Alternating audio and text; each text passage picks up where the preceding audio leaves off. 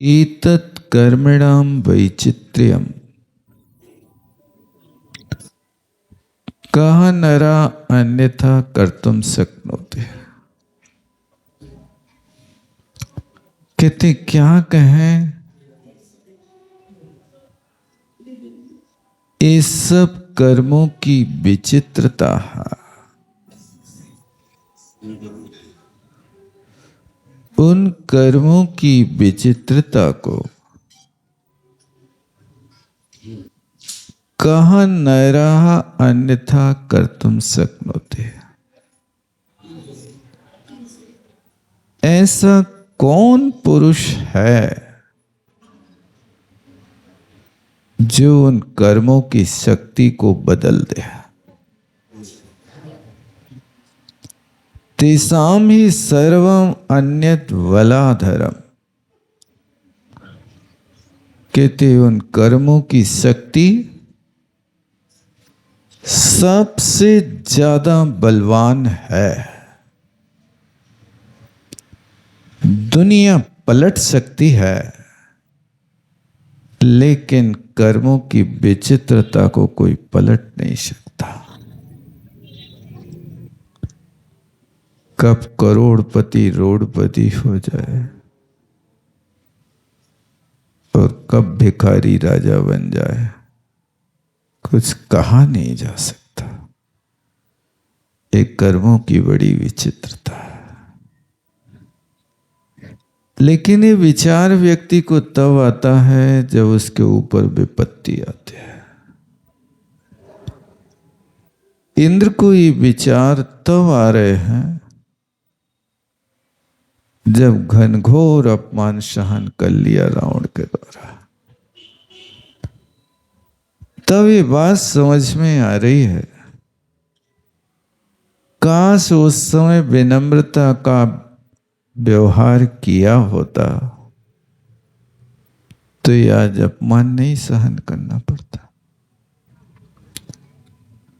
पिताश्री से सलाह तो ली, लेकिन सलाह नहीं मानी। पिता ने कहा था, बेटा उसकी कुंडली प्रबल है और उसकी कुंडली से मिलान करना है, तुम्हें समानता करना है, तो तुम अपनी कन्या दे दो। यदि तुम सुखपूर्वक अपनी कन्या रावण को दे दोगे तो तुम निष्कंटक राज करोगे। लेकिन उस समय तो भावुकता का भूत सवार था। तब इंद्र ने कहा कि तुम कैसी बातें करते हो, लगता है तुम्हें उम्र का तगाजा लग गया है। ये इंद्र ने अपने पिता से कहा था, इसलिए लोग अपने बाप को सठिया गए ऐसा कहने लगे। 60 की उम्र आ गई तो ऐसा कहने लगता है। ये इंद्र ने फटकार लगाई थी पिता को और युद्ध करने के लिए चला गया था। अब आज समझ में आ रहा है कि कर्म की विचित्रता है। काश पहले समझ में आ जाता तो एक घनघोर अपमान नहीं सहन करना पड़ता। नूनम पुरा कृतम कर्म भोग संपूर्णम पुरा कृतम कर्म भोग संपादन क्षमा। अब वो सोच रहा है कि ये जो भोग सामग्री मुझे मिली है, ये निश्चय से मेरे पूर्व कृत कर्म का उदय, पुण्य का उदय है। उस पूर्व किए हुए पुण्य कर्म के उदय से मुझे ये सब कुछ मिला। किंतु अब क्या करें? परीक्षयम, अब पुण्य कर्म का उदय क्षय को प्राप्त हो गया। मम, मेरा, येन ऐसा दशा प्राप्तम, उस पुण्य कर्म के क्षय होने के कारण ही तो मेरी ये दशा बनी है। एन ऐसा, जिस कारण से ऐसा दशा, दशा शब्द स्त्रीलिंग है इसलिए ऐसा स्त्रीलिंग रखा, हो रही है। अब बात समझ में आ रही है। देखो ये मन की सोच, उसकी भोग संपदा को रावण ने तिलतुस मात्र भी बाधित नहीं किया। जो पहले था वो आज भी है। और रावण ने कह भी दिया कि जितना तुम्हारे पास है उससे तुम्हें अधिक चाहिए तो हम और दे देंगे। एक बात कही थी, तुम हमारे चौथे भैया। ये भोग संपदा की उपलब्धि है, कुछ भी कमी नहीं है, बस एक मानसिकता बदल गई। उस मानसिकता ने ये भाव पैदा कर दिया कि अब हम मरी हुई मक्खी की तरह हो गए, अब हमारी कोई कीमत नहीं है। ये सोच रहा है, ये व्यक्ति की कसाई ऐसे परिणाम बना देती है कि जिसके कारण सब कुछ उपलब्ध होने पर भी व्यक्ति को सब कुछ शून्यता दृष्टिगोचर होती है। कुछ नहीं है, कुछ नहीं है। देखो सबसे बड़ी बात क्या थी कि मेरा मान गलित हो गया।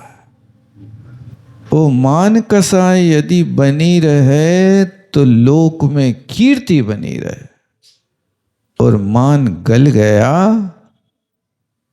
तो सब कुछ नष्ट हो गया। यही होता व्यक्ति का। अब देखो क्या कह रहा है, शत्रु संकटे समरे अस्मिन समरे, अस्मिन समरे मृतावरम। काश दुश्मन के बीच में फंसे हुए रण में मैं मर जाता तो ठीक था, लेकिन सर्व विष्टप गायमनी अकीर्ति यत्र ना जायते। क्योंकि उस रण में शत्रु के सामने मारा जाता तो कोई बात नहीं, वीर योद्धा कहाता, वीर गति को प्राप्त होता, लेकिन ये सर्व विष्टप सारे लोक में फैलने वाली अकीर्ति ना जाते, ये मेरी अकीर्ति तो नहीं होती। ऐसा और देखो दीक्षित होने वाला है और अच्छी तरह से भाव लिंग को लेगा, लेकिन अभी इतना खेद हो रहा है जिसको सहन नहीं कर पा रहा है। ऐसा महापुरुष कह रहा है कि हम वहां रण में मर जाते तो बहुत अच्छे रहते। कई लोग सोचने लगते हैं कि वहीं मर जाते तो अच्छे थे। कई लोग सोचने लगते जिनके लड़के बच्चे खुरापाती होते ना, होते ही मर जाते तो अच्छे थे। ऐसा भी कई लोग सोचने लगता है। भगवान अपमान सहन नहीं हो रहा है। सर्वम चते विष्टपाहिति सर्वविष्टपा तस्मिन् गंतुम शीला इति गामनी। सर्व विष्टप गामनी, गामनी होना चाहिए कि गामी होना चाहिए? अकीर्ति शब्द स्त्रीलिंग है इसलिए गामनी रखा।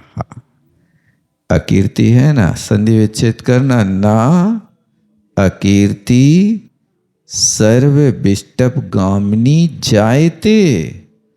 विष्टप माने लोक होता है, सारे लोक में फैलने वाली ये अकीर्ति नहीं होती। जे परिणाम व्यक्ति को ले डूबता, एक खिंचाव है।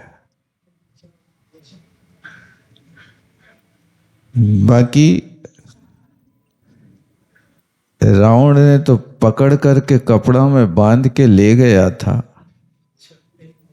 बाकी ऐसा ही नहीं उसने ताड़ना करी कि तुम्हें मारा पीटा हो अथवा सूली पे लटकाया हो या भोजन पान बंद किया हो। सब कुछ करते रहे, बस इतना है कि हार गए। हे मान की पीड़ा है। अब देखो और क्या सोच रहा। चरणम शिरसि न्यस्य क्या कहे, इन शत्रुणाम शिरसि चरणम न्यस्य जीवितम। इंद्र सोच रहा कि जिसने दुश्मन के सिर पे पैर रख के जीवन जिया, अब उसी दुश्मन की आज्ञा में कैसे रहूं। देखो जी कह रहा, सोच देखो। हरि, हरि माने इंद्रा, मैं इंद्र हूं और जैसे इंद्र ने जीवितम अपना पूरा जीवन शत्रुणाम शिरसि दुश्मन के माथे पर चरणम न्यस्य पैर रख करके आनंद लूटा है, ऐसे शत्रुणाम अनुमताम। अब वो शत्रु हमें आज्ञा देवे कि तुम यहाँ के राजा हो, तुम वो कहे कि एक रोटी खाओ तो एक ही खाओ, वो कहे इनको हमारे पास भेजो तो हमारे पास भेजो। ऐसे दुश्मन की आज्ञा में मैं कैसे रहूं। लक्ष्मीम कथम सेवे अहम, ऐसी लक्ष्मी का मैं कैसे सेवन करूं। अब दिमाग में ये भी बात आ गई कि उस व्यक्ति ने हमारी लक्ष्मी पर भी स्वामित्व कर लिया है। अब राजा को जीता है तो राजा भी तो जितना है तो अकेला शरीर थोड़ी जीता, राजा के पास जो संपत्ति है उस संपत्ति का मालिक भी तो वही हो गया ना। इसलिए कह रहा है कि अब उसने मुझे कंगाल तो कर ही दिया है, अब मैं जिस दुश्मन के सिर पे पैर रख कर के आज तक जीता था, अब वो उसकी लक्ष्मी का मैं भोग करूं तो ये कैसे हो सकता है। क्योंकि अब उसकी आज्ञा में तो रहना पड़ेगा। वो बड़ा हो गया, जो बड़ा हो जाता है उसकी आज्ञा में तो रहना ही पड़ता है। और ये नियम है, दायित्व यदा आयाति तदा मानव संजायते।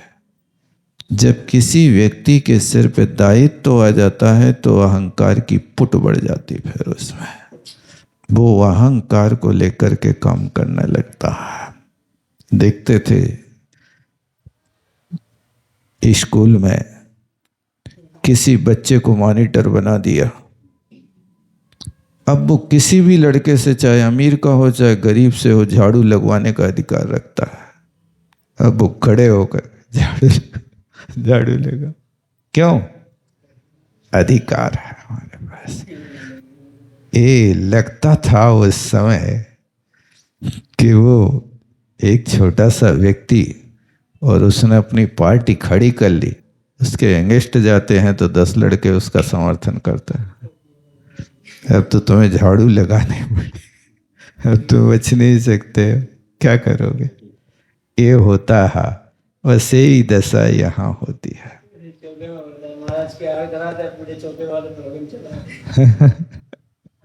होता है। अब देखो, अब पासा पलट रहा है। यहां तक तो वैराग बढ़ा, विचार चला। अब कहते हैं भवोद्भवे सुखे। भवोद्भवे माने भवेभ्यो उद्भवा इति भवोद्भवा तस्मिन्। संसार से उत्पन्न होने वाले सुखे, देखो अलग अलग हैं, सुखे भवोद्भवे, एक साथ संगति बैठना। संसार से उत्पन्न होने वाले सुखे तस्मात् अभिलाषम परित्यज्य, उस सुख की अभिलाषा को छोड़ करके निःश्रेयस पद प्राप्ति कारणानि अहम भजामि।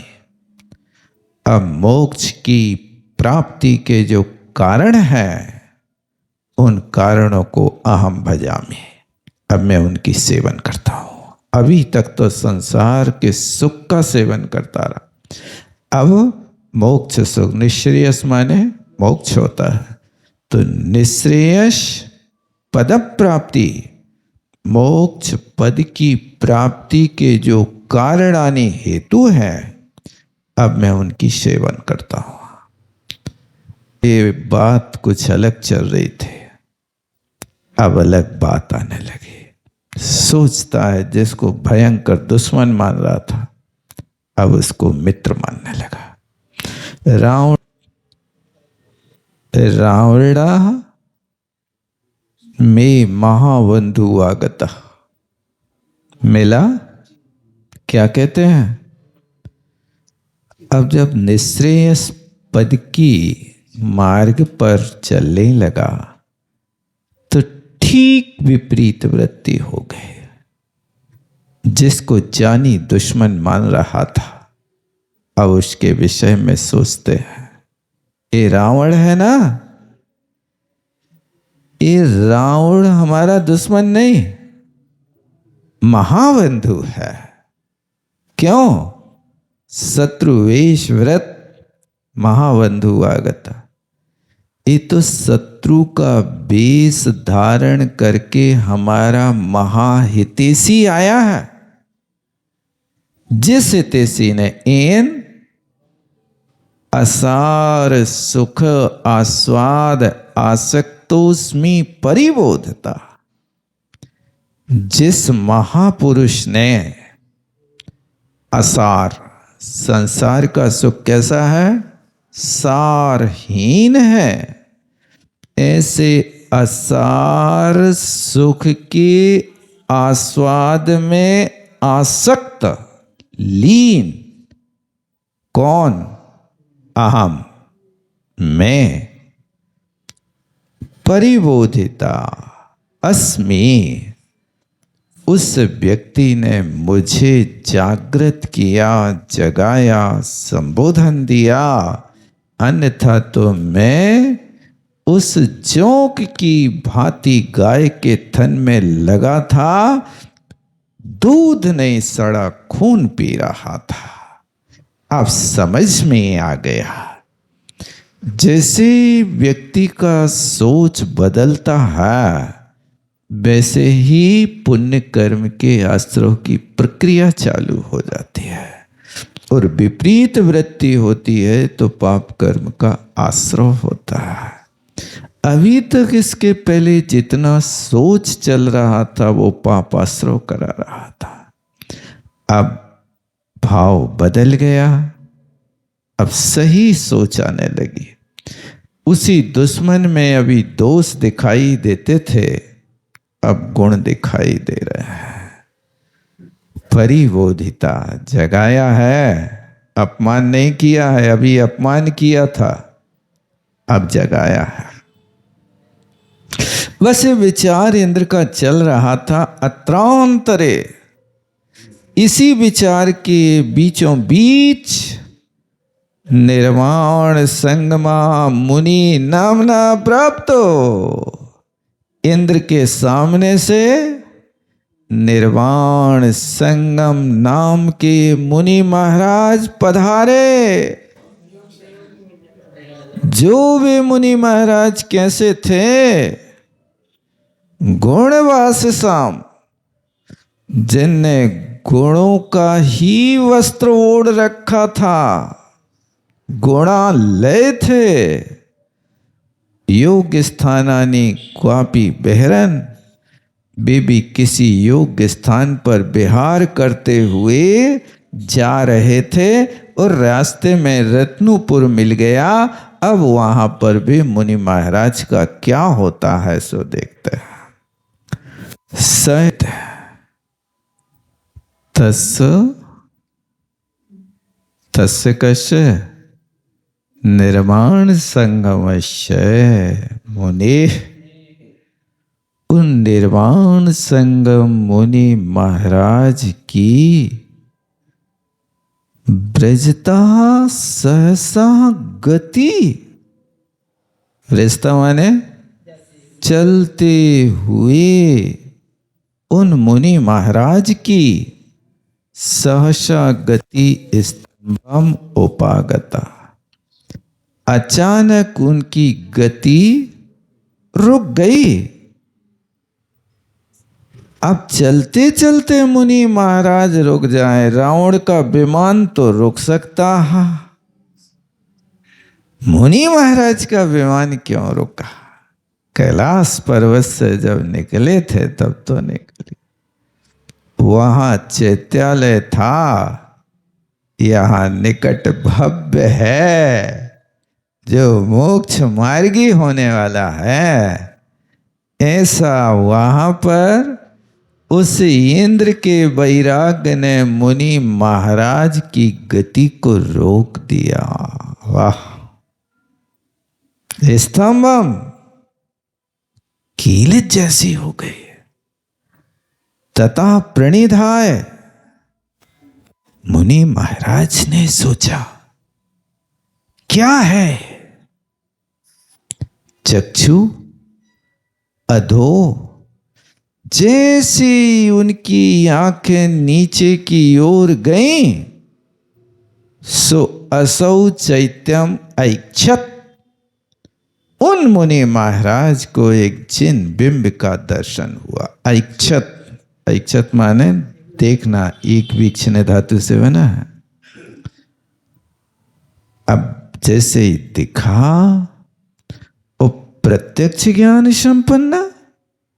मुनि महाराज ऐसे वैसे थोड़ी थे, आकाशगामी थे।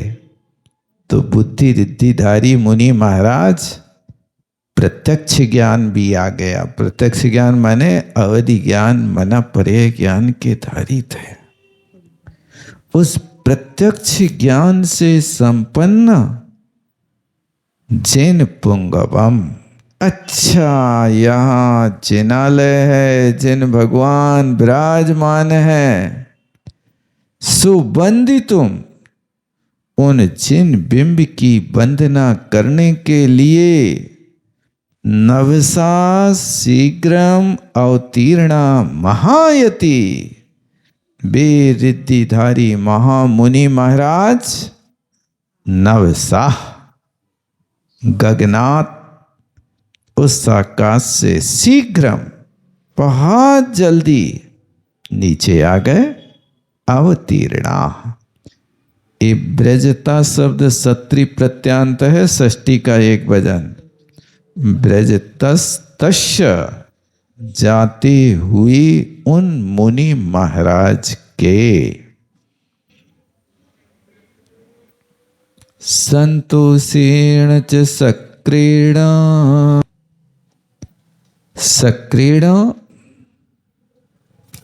इंद्र के द्वारा, संतोषेण बड़ा संतोष हुआ। उनके दर्शन करने से अभी तक जो अपमान की उथल पुथलता चल रही थी सब समाप्त हो गए। मन में संतोष हुआ और अभ्युत्थान पूजनम करता। मुनि महाराज का अभ्युत्थान माने खड़े होकर के सत्कार किया, पूजा की। और यति सत्तमः विधिना जिन नमस्कारम चक्रे, उन मुनि महाराज ने, जो श्रेष्ठ मुनि थे, यति सत्तमा मुनि महाराज विधि पूर्वक जिनेन्द्र भगवान को नमस्कार करने लगे। और राव उसने शक्र ने संतोष के साथ उनका आतिथ्य किया। ततो आसीनस्य मुनि, चरणौ जो संबंधित। इसके बाद मुनि महाराज को योग्य आसन पर बैठाल कर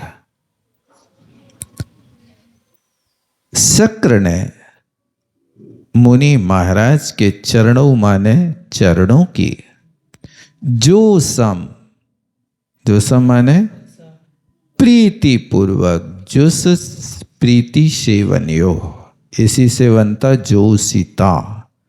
सल्लेखना के लिए आया ना, मारणांत कीम सल्लेखनाम जो सीता, मरण के अंत में होने वाली सल्लेखना को जोशिता। जोशिता का अर्थ क्या है? दो अर्थ हैं, एक सेवन करना और एक प्रीति करना। मैंने उससे दो अर्थ निकाला। प्रीति पूर्वक सेवन करना, किसका प्रीति पूर्वक? सल्लेखना का प्रीति हो और उसके साथ सेवन करने की भावना हो। प्रीति के बिना नहीं, इसलिए दो अर्थक धातु का प्रयोग किया है। तो प्रीति पूर्वक इनने मुनि महाराज के चरणों की वंदना किया। और हरि पुरा स्थित्व, हरि माने इंद्र, मुनि महाराज के सामने बैठकर, ये नीति है। देखो, मुनि महाराजों की वंदना सामने बैठ करके की जाती है। पीछे वगैरह होकर के, आजू बाजू खड़े होकर के वंदना का योग्य स्थान नहीं माना जाता। आहार आदि दान भी समग्र स्थित्व, सामने खड़े होकर के दिया जाता है। उसकी भी थाली वगैरह महाराज की भुजाओं से टकरा जाए, थाली गिर जाए तो फिर अंतराय हो सकता है। इसलिए दातारों के लिए इन सब चीज़ों का योग्य भूमि का ध्यान रखना चाहिए।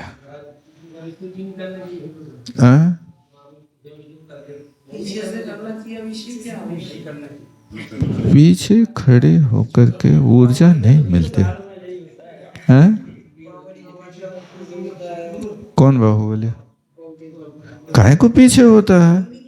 नहीं, देखो, मस्तकाभिषेक होता है तो वहां तो उनका आप सामने तो खड़े ही नहीं हो सकते ना। वहां पर सामने गैलरी ही नहीं है, क्योंकि वहां पर तो एक परिस्थिति है। और अभिषेक की विधि अलग, आहार की विधि अलग होती है। बाजू में होना चाहिए। बाजू में खड़े होने से सब दर्शकों को दृष्टिगोचर होता रहता है। वादक नहीं बनना चाहिए उसमें, नहीं तो अंतराय पड़ता है। उससे दर्शनावरणीय कर्म के आश्रव का कारण हो सकता है।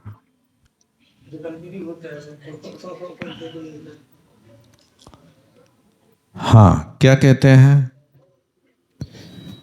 हरि पुरा स्थित्व, इंद्र सामने बैठ करके, खड़े होके नहीं। स्थित्व माने बैठो, अच्छे विनय पूर्वक गवासन से बैठ करके। चिरम आत्म निर्घरणम चक्रे, चिरकाल से जो आज तक पाप किए थे वो अपनी निंदा गरहा करने लगा। निर्गर्हणम माने गरहा की, किसकी? आत्मनि, अपने लगे हुए कब के? चिराम, चिरकाल के लगे हुए दोषों की गरहा करता है। चक्र क्रिया है, करने लगा। वे मुनि महाराज, नाम क्या था? निर्वाण संगम। वे निर्वाण संगम मुनि महाराज कैसे थे? सर्व संसार वृत्तांत वेदना अत्यंत कोविदई, सारे संसार के वृत्तांत माने स्वरूप को, वेदना माने जानने में अत्यंत पंडित थे। कोविद माने पंडित होता है। माने सर्वगुण संपन्न संसार स्वरूप वेदी इति कोविदा। सर्व संसार के स्वरूप को जानने में निपुण थे। जब संसार के स्वरूप को जानते हैं तभी तो दीक्षा लेते हैं।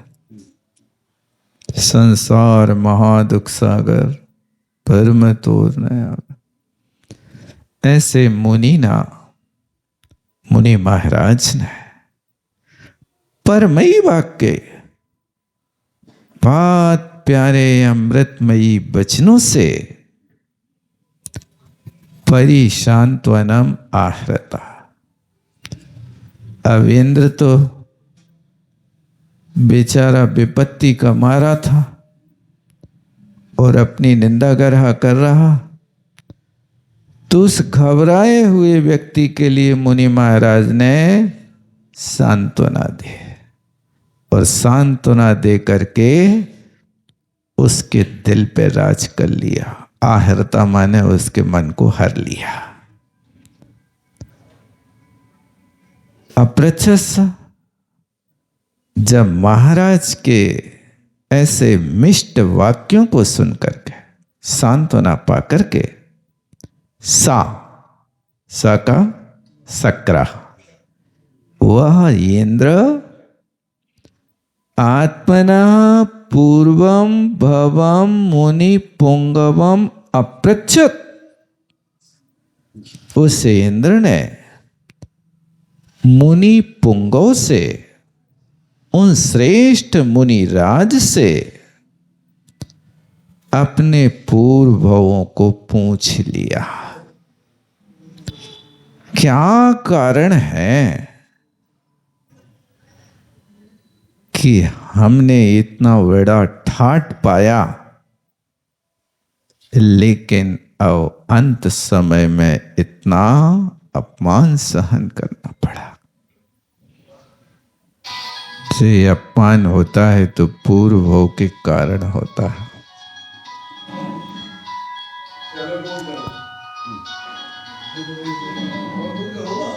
जब अपने पूर्व भव पूछे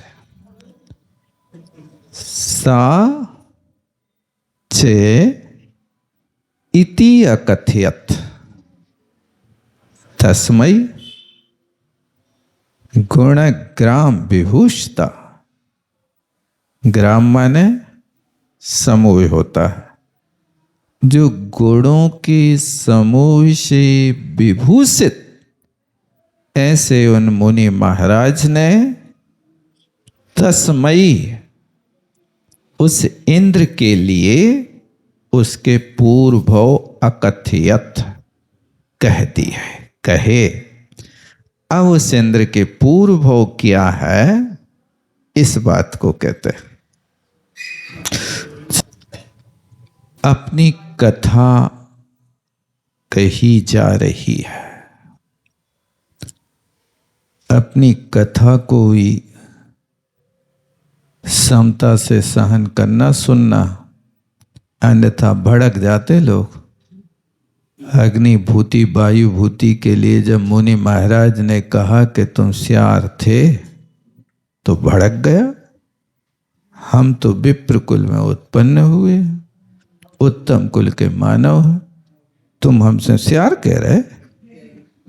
तो महाराज ने कहा तुम्हें विश्वास न हो तो चमार के घरे चले जाओ, अभी भी खाल टंगी है तुम्हारे यहाँ, उसके यहाँ तुम्हारी अभी भी खाल टंगी है, देख आओ। उस भव को सुनने के लिए, क्योंकि वर्तमान का भव तो तुम्हारा इंद्र का है, लेकिन पूर्व भव में तुम्हारी क्या दशा थी कि तुम एक गरीब स्त्री की पर्याय में थे, और उस गरीब स्त्री की पर्याय में होकर के आंखों से कीचड़ बहता था, नाक चपटी थी तो लोग चिपटा कहते थे। आंखों में कीचड़ लगा रहता था तो लोग चिल्ला कहते थे, चिल्ला चिपटा ऐसे शब्द, हजारों रोगों से युक्त शरीर था। उसको भी अब सुनो, बोझी उमर करके आगे यहाँ इंद्र हुआ है। तो चतुर्गति अनेक योनि दुख महावन है। इस चारों गति में जाने वाला जीव अनेक दुख रूपी योनियों के महावन में भ्राम्यन भ्रमण करता हुआ शिखापदाभिख्ये, शिखापद नाम के नगर में मनुष्य गति को प्राप्त हुआ। इंद्र के जीव की बात कर रहा है, क्योंकि इसी ने अपने पूर्व पूछे हैं तो बता रहे कहाँ से चल रहे हैं। तो मनुष्य गति में आए, लेकिन शिखापद नाम के नगर में थे। अब उस नगर में जीव कुले जातो दरिद्र, एक दरिद्र स्त्री के कुल में उत्पन्न हुआ, जिसका नाम कुलवांता इति बिभ्राणा। कुलवांता नाम की स्त्री नाम अर्थेन समागता है, इस सार्थक नाम से उत्पन्न हुई थी। समय तो हो गया है, इतने रहने